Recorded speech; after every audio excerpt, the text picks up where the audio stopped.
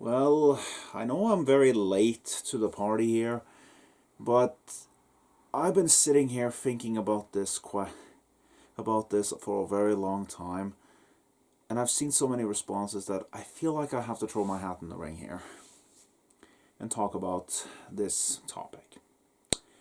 For those of you who are unaware, the Undertaker has for the last few months, or WWE specifically, have been releasing a Undertaker documentary. It's called The Last Ride. It's a 5-part documentary on the WWE Network. Normally, I would say go and watch it if you haven't, because it's really damn good. But I have a very strong issue with WWE right now due to their handling of the pandemic. So I would rather you didn't send them any money. So if you could, if you absolutely must watch this video, must watch the documentary, maybe find a different way to do that than giving WWE your money. Just saying. But anyway, in the very last episode of The Last Ride documentary, the main focus of the episode is about the Undertaker's Boneyard match with AJ Styles. But towards the end of the documentary, the Undertaker says something to the extent, to summarize a little bit. He says that he's content and has no desire to step back in the ring again.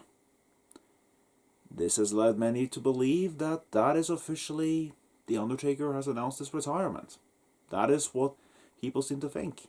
There's been a lot of shout outs and thank you takers going around.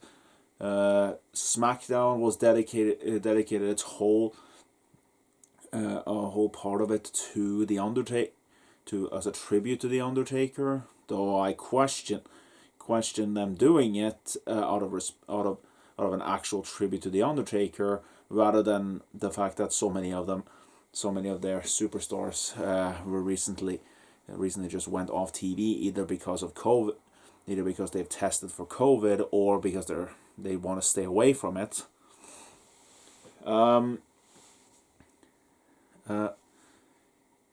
But of course, with this announcement, there have been a few there. There's of course a bit of controversy, because in wrestling, retirement isn't really something that sticks. Or in case of the Undertaker, his retirement has been speculated upon for years. So many times the Undertaker's retirement has come up. And that's just where I come in. Which side am I on? Do I believe the Undertaker has retired? Do I believe his match with AJ Styles, the Boneyard match,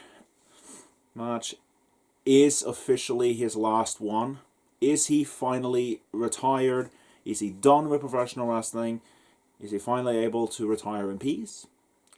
Or do I believe that for as much as people are talking about how he's retired, I know better. I know that the Undertaker isn't retired, and I believe, like most, that he's gonna have another, like a lot of other people, that he's gonna have another match. Which side do I fall on? Is he retired? Is he not? What do I believe? Well, I could give you my answer, but I will do so after I explain my reasoning. You see, when people look at this documentary, they keep thinking about, how he says that maybe it's time for me to ride off into the sunset. They talk about the Troubadour music video and all that, and they think, he says he's content, that he's happy, and that he doesn't need to wrestle anymore. However, there is one part I feel people are not exactly putting, are not remembering. You see, when the Undertaker, around the towards right before the Troubadour stuff starts, he asks the question himself if he would come back. And he explains it, and as for his response, well, rather than tell you, I can show you. Would I come back? I guess time will only tell there. I mean, I would have to consider that. Never say never, but. And there you have it. Though that was his response. His response was, if Vince came calling, he would consider it. Now, I know I didn't show that in the clip, but go check it out on YouTube. It's titled "Would the Undertaker Return for One Last Match?" Go check it out if you want more context. But essentially, when Undertaker said that, when he said he would consider it, when he said never say never, that to me confirmed something to me. He ain't done. And that's pretty much how I have been handling it ever since. When other people have been talking about how he's done, he's retired, and that and all that, I keep saying you guys are not thinking. You guys are not looking at the bigger thing here. And to top that, I would like to point something else out that has come out in recent time. Because Undertaker, because that response isn't the only reason, though that's the main reason why I believe he's not done. A couple of more things have come out. First of all, he had an interview on a pre-show of a pay-per-view, I don't remember which one it was, where he said that, when he talked about the fact that if we were to see him in another match, it would be a cinematic match, and he would come out as the unholy trinity version of the Undertaker, as he calls it, which is the hybrid version you saw in the Boneyard match. And the fact that he's even talking about another match, doesn't that imply that he is still open for another match? Doesn't that imply that he's going to have one? He knows he's going to have one. And then, of course, there is the fact that there's recently been rumors about, or teases of, an Undertaker Sting match, with Sting posting a picture of himself on a motorcycle with and writing "Last Ride." Reference to the Undertaker right there, planting seeds. Now, I don't personally buy into teases all that much. People do that all the time just to rile people up. But the other ones are more concrete for me. They are pretty much telling me flat out the Undertaker will have another match. Now, it does sound like at this point in time, the Undertaker is fully set in that if he's going to have another match, it's going to be a cinematic match. Which is a bit disappointing to me because, I've been banging on about AJ versus Undertaker in a proper match in the ring, which they revealed in the documentary. That was the original plan. Before COVID hit, before the pandemic happened, that was the original plan. WrestleMania 36 was going to be him versus AJ Styles in a proper in-ring match. So we were that close. That fucking close to getting it before the pandemic happened. I fucking hate this pandemic. And that I know it, and I really hope that vaccine works out and that it can't come sooner enough. I would need that vaccine in my body as soon as possible. Well, of course I'm going to make sure that it's properly tested and that when it's released it's proper. But let's not make this about the pandemic or COVID or whatever. This is about the Undertaker. And I want to talk a little bit about something else that some people aren't bringing up, that I feel is a little bit important to talk about when it comes to why I believe The Undertaker isn't done yet. And that has to do with the Boneyard. It has to do with The Undertaker, with this documentary in and of itself. Because a running theme throughout this one was the whole thing about Undertaker, whenever he thought he was done, because through multiple times, almost every single episode, he talked about the fact that he was thinking this was it. Pretty much in every episode. First episode with the Roman Reigns match, he was going into that fully expecting that was going to be the final match he had. Of course, he ended up hating the match, specifically because of his performance, and wanted to go one more time. So he wrestled John Cena. In episode 2, they focused on the Cena match, and there he revealed he went into that match thinking, I can get a bit of redemption, and I can call it quits there.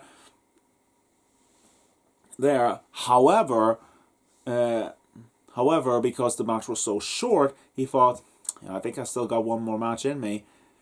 Then we get to episode 3, which is about the Saudi shows and all that, and there was a thought in both Triple H, Shawn Michaels, Undertaker, and Kane that maybe when they do this match, they could do the DX versus Brothers of Destruction match. That could be a fun little distraction. Have fun with that match, and that could be the ending. Why not? Of course, the match itself was a train wreck, and because of that he thought he was done and was pulled back in. And then comes episode 4 with the Goldberg match, and and the fact that he sat out WrestleMania 35 thinking, it's fine, I can sit out WrestleMania 35, and then he got to WrestleMania 35 and I was like, no, I should have been out there. I should be wrestling. And I was like, and he keeps getting the bug. He keeps getting called back in over and over again. Then he wrestles Goldberg, and that is a disaster match. And he's thinking maybe I should just hang it up right there, but then he's already had another match set. He goes in for Extreme Rules. He has a good one. He thinks that's a good match to call quits on, but then he's pulled back in for AJ. Okay. And this is where I get to the Boneyard match. Now you might be thinking, well, in the other instances, he wasn't happy with the matches he had, and he got himself pulled back in because he wanted to fix that, the whole chasing the dragon sort of thing. So why did he come back after Extreme Rules? He got the call. He got something he wanted to come back for, which was a match with AJ. But here's the big part. He didn't actually get that match with AJ. I know the Boneyard match was a match. Taker officially did win that match because it was basically a buried alive match in a cemetery. However, it wasn't a proper match.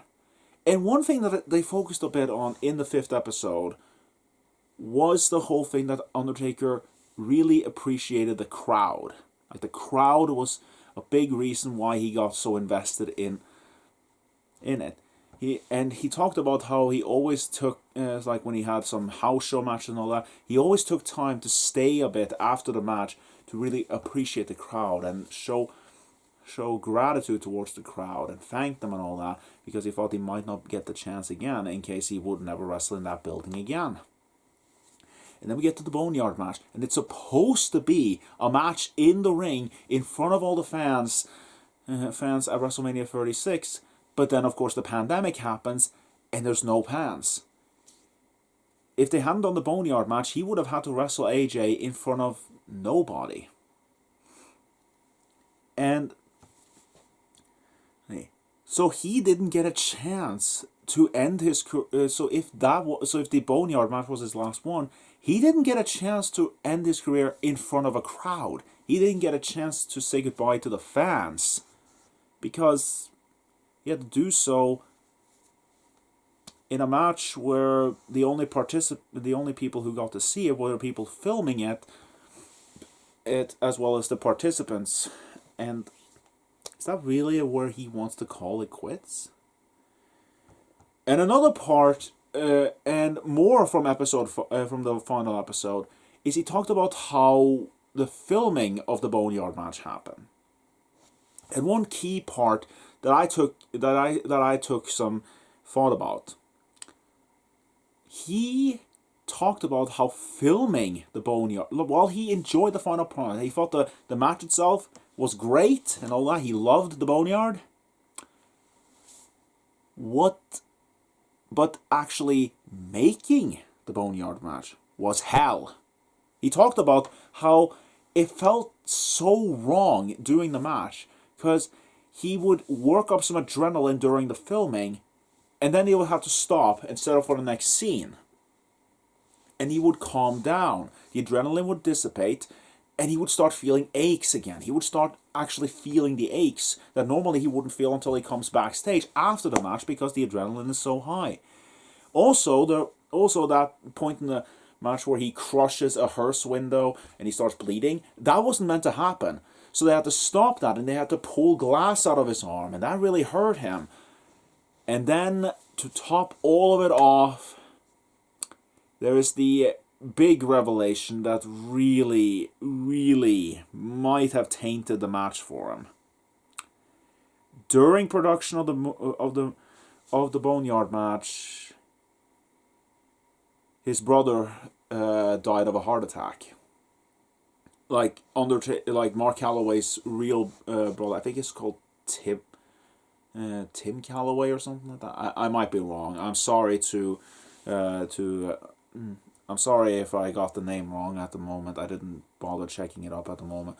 But the point is that his brother died of a heart attack during production. So he was probably still mourning at the time. When he was filming the Boneyard match. So he had a miserable time filming it. He got hurt during it, and he lost his brother during filming. That sounds like a horrible, horrible experience. And while the final product might have been good, do you really want that to be the ending? Do you honestly think he wants that to be the ending? Because I gotta tell you, that is not how I would want to go if I was the Undertaker. And really, that's kind of the whole point for me. The Undertaker, it seems like while the product itself was fine, everything surrounding it didn't work out as planned. Everything kind of went to hell. And that's why and again, that I firmly believe that he's only probably feeling this way right now. That's probably what I'm thinking. Right now, he's content, he wants to spend time with his family, but I think right now, he's feeling that way. Give it a few months. Give it next year maybe. Hell, Survivor Series will be his 30th anniversary in professional wrestling, in WWE.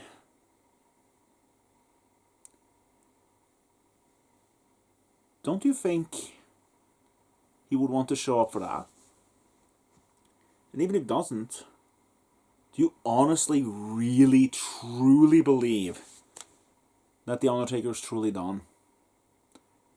Just think about it. Think about all the things I said. Think about all the things. If you've watched the documentary, think about all the times that The Undertaker said he was done. Even the times when it wasn't for a bad match, when it was for a good match. Think about it. Do you honestly, truly, unequivocally, no bones about it, after hearing everything, after hearing him say flat out that if Vince came to him with a proposition, he would consider it, do you honestly believe that the Boneyard match was, in fact, his last match? If you do, I don't know what to tell you. I've given you all my evidence that suggests no. No, he's not. In my opinion, so to once and for all answer the question I'm posing throughout all of this, to give my sense. Is the Undertaker retired? No, I don't believe so. I believe he's gonna come back. He's gonna have another match. I believe 100% that the Undertaker will have another match. Will it be a cinematic match? Possibly. Will it be an in-ring match? I guess time will tell. But at the end of the day, I see so many people claim that the Undertaker's retired. And there's a part of me that just thinks, I'm just waiting for them to announce a new Undertaker match, and I'm going to sit here with the biggest fucking smug on my face. But at the end of the day, I think you should all remember one thing. And that's the last thing that the Undertaker's... And that's the last thing I showed in that Undertaker clip. If you believe the Undertaker will never wrestle in the match, remember, there's one thing you should always count on in WWE. Never say never.